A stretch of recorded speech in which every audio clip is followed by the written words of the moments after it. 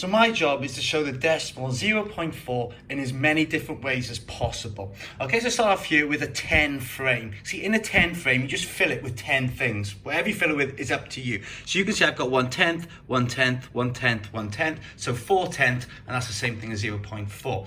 Right here, I've got a bar, and the value of the bar is 1, and there are 10 parts, and I coloured in 4 of them. So these are 4/10 or 0.4.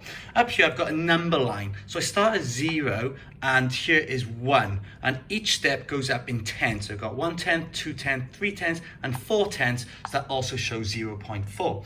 Here I've done it on a place value grid. Now I've used 0.1 counters, so I've got 4 of them, 0.1, 0.1, 0.1, 0.1, altogether makes 0.4. Now finally I've got 100 square, and so this 100 square is one piece of paper. I've coloured in 4 rows or 40 squares. So I can log this a few ways. I can see like the 100 squares all together, and I've coloured in 40 of them.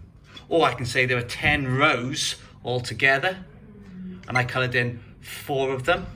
Okay, and I can even take this further. I can say, okay, well, half of 10 is 5, and half of 4 is 2. So that is 3 ways that I can also show 0.4 as fractions. So your job is to take the decimal 0.6 and to show that in as many ways as you can. So think about using a bar, think about using a 10 frame, think about number lines, place value grids, fractions, 100 squares, and so on. So you have to show 0.6.